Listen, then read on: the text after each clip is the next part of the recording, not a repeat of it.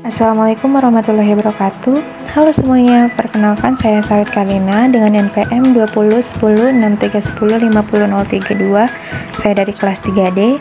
Dibuatnya video ini yaitu untuk memenuhi tugas ujian tengah semester mata kuliah pengelolaan pendidikan yang diampu oleh Bapak Dr. Haji Dadang Rahman Munandar MPD.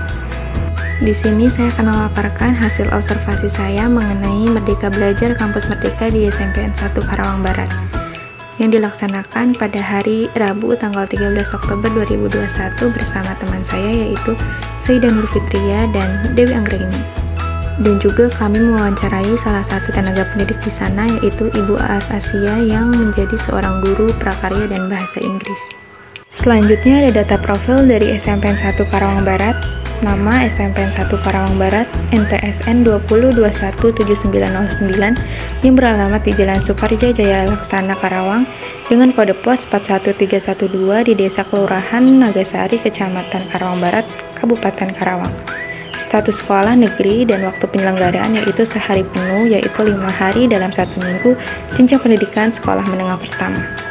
Sebelum memaparkan hasil wawancara mengenai MBKM, saya akan menjelaskan sedikit materi mengenai pengertian MBKM, tujuan, konsep dasar, kebijakan, serta implementasi dari MBKM atau Merdeka Belajar Kampus Merdeka.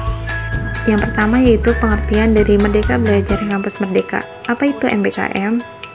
Arti istilah dari Kampus Merdeka dan Merdeka Belajar yang digagas oleh Kementerian Pendidikan dan Kebudayaan Kemendikbud merupakan salah satu gebrakan dari Mendikbud Nadiem Makarim dengan tujuan utama menciptakan sumber daya manusia atau SDM yang unggul dan mandiri. Menghimpun dari berbagai sumber, adanya kebijakan ini diawali dengan keinginan pemerintah untuk merombak sistem pendidikan khususnya perguruan tinggi di Indonesia. Merdeka Belajar diartikan sebagai pemberian kebebasan dan otonomi dari pemerintah kepada lembaga pendidikan agar mereka bisa merdeka dari sejumlah birokratisasi yang cukup berbelit bagi dosen serta mahasiswa. Dengan kata lain, Kampus Merdeka merupakan kebijakan yang lahir dari Menteri Pendidikan dan Kebudayaan dengan tujuan untuk mendorong atau menstimulasi mahasiswa untuk menguasai berbagai keilmuan yang berguna untuk memasuki dunia kerja nantinya. Sedangkan istilah Kampus Merdeka sendiri pada dasarnya menjadi sebuah konsep baru yang membiarkan mahasiswa mendapatkan kemerdekaan belajar di perguruan tinggi. Konsep ini pada dasarnya menjadi sebuah lanjutan dari sebuah konsep yang sebelumnya yaitu Merdeka Belajar. Kebijakan yang satu ini merupakan sebuah implementasi dari visi misi pemerintah khususnya Mendikbud untuk menciptakan adanya sumber daya manusia yang lebih unggul.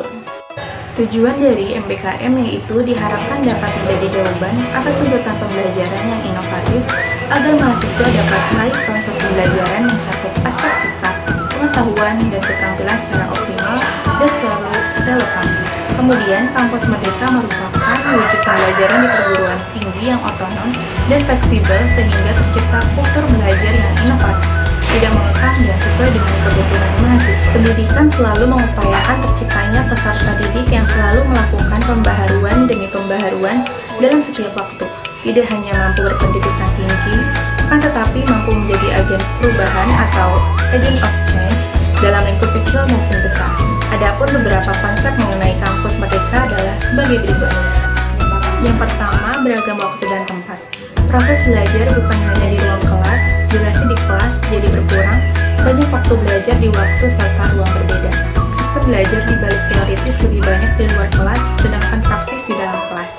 Yang kedua, free choice. Dipilih siswa sesuai perangkat, program atau teknik belajar sesuai siswa, mempraktikkan cara belajar yang paling ia rasa nyaman sehingga kemampuannya terus terasah. Yang ketiga ada personalized learning.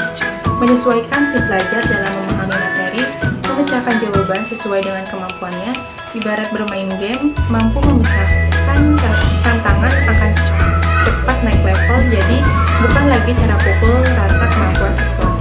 Yang keempat yaitu berbasis proyek.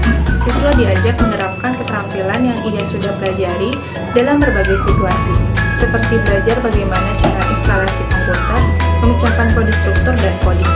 Jadi pengalamannya akan terasa untuk nantinya diterapkan dalam kehidupan sehari-hari di lingkungan. Yang kelima yaitu pengalaman lapangan. Link and match dunia pekerjaan sangatlah penting. Saat ini banyak sekali materi yang diajarkan di bangku sekolah dan perkuliahan yang tidak nyambung dengan dunia kerja. Pada edukasi 4.0 akan banyak pengalaman lapangan saat masih di sekolah dipraktikkan di dunia kerja. Yang keenam ada interpretasi data. Setiap siswa akan lebih banyak tahu mengenai komputer dan analisis data, mengingat di era Revin 4.0 sangat banyak bersinggungan dengan data. Peran Big Data sangat sentral dalam memecahkan masalah yang ada. Data tersebut bisa digunakan sesuai kebutuhan dan menganalisis sejumlah masalah jadi solusi akhir. Kebijakan MPKM antara lain yaitu yang pertama, mengubah perguruan tinggi negeri satuan kerja menjadi sebuah perguruan tinggi negeri badan hukum. Yang kedua, adanya penyederhanaan pada akreditasi di perguruan tinggi. Yang ketiga, membuka program studi baru. Dan yang terakhir, adanya kegiatan 2 semester di luar. Berikut merupakan contoh dari implementasi Merdeka Belajar Kampus Merdeka. Yang pertama yaitu magang, yang kedua proyek desa, yang ketiga ada penelitian dan riset, yang keempat proyek wirausahaan, yang kelima mengajar di sekolah, yang keenam pertukaran pelajar, dan yang terakhir yaitu proyek kemanusiaan. Selanjutnya saya akan memaparkan hasil wawancara dari narasumber kita yaitu Ibu Aas Asia. Dari hasil wawancara bersama narasumber, dapat disimpulkan bahwa proses belajar yang diterapkan beberapa tahun kebelakang ini banyak menghabiskan proses di dalam kelas. Karena terkhusus narasumber di sini yaitu mengajar prakarya dan bahasa Inggris. Kemudian, untuk teknik belajar di kelas agar bisa lebih merasa senang saat belajar. Untuk sistem pengerjaan tugas, dibebaskan sekreatif siswa dan bagaimana penyelesaiannya. Namun tetap diharapkan untuk memenuhi syarat-syarat umum yang menunjang tugas tersebut. Selain tugas, ada pula proyek yang biasa dikenal dengan tugas kelompok. Di sini narasumber lebih menyerahkan semuanya kepada siswa untuk mengembangkan ide-idenya, namun tetap dalam bab yang telah ditentukan. Kemudian karena saat ini bukan hanya dunia pendidikan yang mengalami perubahan, dalam cara atau proses belajar mengajar ini, semua tenaga pengajar dan pelajar pun diwajibkan untuk bisa mengaplikasikan teknologi dengan baik. Kesimpulan, menghimpun dari berbagai sumber adanya kebijakan MKM ini diawali dengan keinginan pemerintah untuk merubah sistem pendidikan khususnya perguruan tinggi di Indonesia. Salah satunya soal gaya pembelajaran yang seakan membuat dosen menjadi sumber utama, sedangkan mahasiswa hanya sebatas pendengar belaka. Kemudian ada pula sistem pembelajaran SKS yang mayoritas waktu mahasiswa dihabiskan di dalam kelas saja. Tujuannya agar menjadikan para mahasiswa lebih aktif dalam bersosialisasi dengan lingkungan di luar kelas, sehingga mahasiswa nantinya secara tidak langsung akan diajak untuk belajar caranya hidup di lingkungan masyarakat. Pada dasarnya, kebijakan tersebut bertujuan untuk dapat mengenalkan adanya dunia kerja pada mahasiswa sejak dini. Kebijakan ini dinilai mampu menjadikan para mahasiswa jauh lebih siap untuk menghadapi dunia kerja setelah lulus nanti. Kegiatan pembelajaran dalam bentuk asistensi mengajar dilakukan oleh mahasiswa di satuan pendidikan seperti sekolah dasar, sekolah menengah, maupun sekolah menengah.